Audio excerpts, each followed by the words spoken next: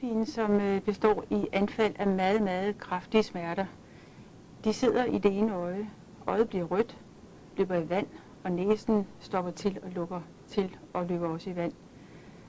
Den kommer pludseligt. Det er som at få stukket en kniv ind i øjet og få drejet kniven rundt. Eller er der en knytnæve, der bagfra prøver at presse øjet ud af øjenhulen. Under selve hovedpinen er man så desperat af smerte, at man ikke kan sidde stille eller ligge ned. De fleste Horton-patienter, de går frem og tilbage eller løber frem og tilbage på gulvet. De står og hamrer hovedet i væggen for at opleve en anden smerte. Eller de ligger ned på alle fire og dunker hovedet ned i gulvet.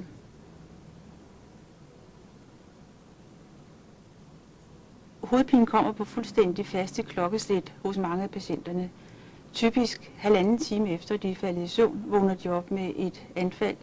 Det kommer også meget ofte om aftenen, når man kommer tilbage fra arbejde, sætter sig i en stol for at slappe af, så kommer der et anfald. Det er sådan, at mange kan se på deres ur og sige, nu har jeg Hortons hovedpine, klokken må være 2, og så er den 2. Hovedpinen kommer uden varsel, og den varer fra 1,5 time til 2 timer. Det er fortrinsvis mænd, der har denne her hovedpine. Det er 5 mænd for hver kvinde. Den starter i 20-årsalderen og bliver ved hele livet igennem, men 20% af Horton-patienterne har hovedpine hver dag året rundt, og det er det, vi kalder den kroniske form. Men ud fra de undersøgelser, vi har fra udlandet, skønner vi, at der er ca. 1% af befolkningen, der har Hortons hovedpine. Det betyder, at der skal være ca. 5.000 Horton-patienter i Danmark. Det starter jo en nat, hvor man pludselig vågner og har forfærdelig ondt i hovedet. Men kun en del af hovedet. Og på det tidspunkt var jeg blevet opereret for cancer, og jeg troede, at det var den, der var begyndt. Og det forsvandt så igen i løbet af et par timer. 14 dage efter var det der igen. Så kom det igen 8 dage efter osv. Så sidst gik jeg til min læge og sagde, at den er rivgæld. Og så havde jeg forklaret ham alt, hvordan jeg havde det, og hvordan det kom, og hvornår det gik. Og så sagde han, det er meget typisk. Så begyndte han bare at grine. Så der er ikke noget at grine af. Sådan. Jo, siger han så, for jeg har det selv. Det hedder Hortons syge. Og så tog han sådan op og tog et stykke papir. Så læste han alt det samme, som jeg havde sagt, bare med alle de medicinske udtryk. Så jeg var meget heldig. Jeg blev sendt til en neurolog med det samme, og jeg fik diagnosticeret sygdommen 6 uger efter, jeg havde haft det første anfald. De fleste Horton-patienter, de kan gå både 6, 8 og 10 år, før man får den rigtige diagnose. Så jeg var utrolig heldig. Det var lidt af en forskrækkelse for familien, fordi anfaldene er så voldsomme. Og min kone føler sig simpelthen, og føler sig stadigvæk magtesløs, fordi hun ikke kan gøre noget.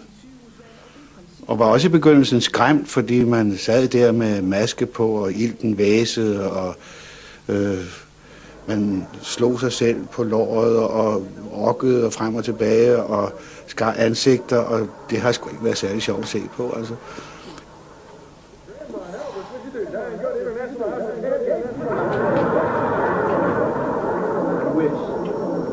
Brought me home to meet her dad. Just told him I was in tough spirits. So suddenly there was that tunnel of flame. I'm telling you, Dad, I'm through with women. Ja, det kommer jo aldrig belejligt, det må man sige. Men et anfald kan komme mere eller mindre ubelejligt. Om natten, ja, så vågner jeg simpelthen ved, at det gør ondt. Men når jeg er vågen i hele perioden, når et anfald begynder, så begynder det hos mig med en prikken i næseboret, en smerte, som går op og sætter sig i øjen, herinde i hjørnet af øjet, og så begynder øjet at løbe i vand. Så kommer smerten i tændingen, og jeg bliver øm, voldsomt øm i hele det her. Og så er det altså om at få fat både enten i sprøjte, tablet og ildflaske, og det skal gå stærkt. Tidligere var det sådan, at man undersøgte Horton-patienter med alle mulige undersøgelser. Generelt skal man ikke henvise Horton-patienter til scanninger, fordi de rutinescanninger, vi bruger, altså ikke påviser noget abnormt. Peter Goadsby har for nylig brugt en helt ny scanningsmetode, der hedder PET-scanning, og han har på den fundet nogle meget spændende forandringer hos de relativt få patienter, der er undersøgt hos ham indtil nu. Det drejer sig om, at der nede i det område, der hedder hypotalamus, at påvise nogle forandringer i den grå substans.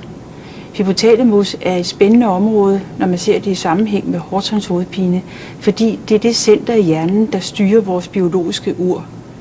Det er det center, der styrer vores temperatur, vores appetit, vores søvnmønster, og også det autonome nervesystem, altså det system, der styrer vores ufrivillige ting, såsom hjerterytme, vejrtrækning. Og det, der er spændende, er, at forandringerne er til stede både under anfaldene og uden for anfaldene, altså imellem de enkelte hovedpineanfald og enkelte hovedpineperioder. Det er typisk for en Horton-patient, at der går 6 år, fra man har det første anfald til den rigtige diagnose. Man starter som regel hos øjenlægen, der ser, at øjet er rødt, giver øjendråber. Anfaldene holder op, fordi, tror man, øjendråberne virker, men det viser sig jo, at det er selve perioden, der holder op. Når man i den næste periode starter med øjendråber, virker de ikke. Så kommer man til ørelæge, der laver punktering af bihulen, så holder hovedpinen op, og man troede, det var det, der hjalp. Næste periode bliver der trukket en tand ud, fordi smerten gik ned i den tand. Det hjalp også i perioden, synes man, men det kom igen perioden efter. Så er det, at man begynder at blive mistænkt for at have migræne, trigeminusneuralgi, og til sidst er der mange, der får at vide, at det er nok psykisk. Derfor er det vigtigt, at man kender noget til Hortons hovedpine, for den er nem at stille diagnosen, når man først ved, hvordan den er. Det er klart, at hvis man kan være så heldig, at man ser et Horton-anfald, så er man ikke i tvivl om diagnosen, for der findes ingen andre hovedpineformer, hvor man dunker hovedet i væggen, hvor man går med hånden presset mod tinningen og øjet og vandrer frem og tilbage på gulvet. Men det er meget få læger, der opnår at se et anfald, fordi de er så korte, så før patienten når at komme til lægen, så er anfaldet overstået. Så man er nødt til at spørge patienten, hvordan er din hovedpine? Få en detaljeret hovedpinebeskrivelse, ikke blot om selve smerten, men også om den adfærd, der er under selve anfaldet. Det er sjældent, man har anfald, når man er aktiv. Desto mere stresset, desto færre anfald har man faktisk. Det er måske populært sagt, fordi når man er meget stresset, producerer man adrenalin, og det er en udmærket behandling til Hortons hovedpine. Det er faktisk det, som man bruger i den forebyggende behandling, prednison.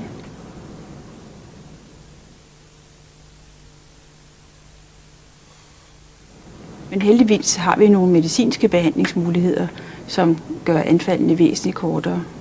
I mange år har vi kendt til, at iltinhalation hjælper på Horton-anfald. Det virker formentlig, fordi det trækker blodkarrene sammen. Det skal inhaleres på en maske, der dækker både næse og mund, og det skal inhaleres i ca. 15-20 minutter, for at det virker. Hvis jeg kommer for sent i gang, så kan jeg ikke stoppe det. Så kører anfaldet, uanset om jeg vil eller ej. Men hvis jeg får taget det i starten, så kan jeg begrænse det til de der... I løbet af en halv times tid, så er smerten sgu absolut udholdelig. Men jeg kan begrænse det til, at det ikke tager mere end en halvanden time, så er jeg okay igen. Meget mere effektivt og hurtigere virkende er Imigran som indsprøjtning. Det fås i en pen, som er blandet fra starten, så man blot selv skal injicere sig med. Den skal tages af patienten, eller kan tages af patienten selv, uden at der behøver at være en læge til stede. Den virker i løbet af 14-15 minutter, og så er anfaldet helt væk. Imigran virker også ved at trække blodkarrene sammen. Imigran må man kun tage 2 gange om dagen. Hvis der er mange anfald, og det er der jo nogle gange, der kan være op til 2, 3, 4 anfald i døgnet, så vil man anbefale at tage forebyggende medicinsk behandling. Det mest effektive forebyggende middel, det er Verapamil, for eksempel 80 mg gange 4 dagligt. Når man har taget det i ganske få dage, så vil det virke forebyggende, sådan så anfaldene enten slet ikke bryder igennem, eller hvis der kommer anfald, at de er så meget mildere. Verapamil skal kun tages i den periode, hvor der er hovedpineanfald. Hvis man er i byen, har jeg altid min medicin med. Jeg går ikke et skridt, uden jeg har min medicin og mine indsprøjtninger. Og så kan man altså klare det med at sige, jeg skal lige på toilettet, og så give sig selv en indsprøjtning, og så bliver der ud 20 minutter. Og så kan man godt gennemføre en aften. Jeg kan i hvert fald.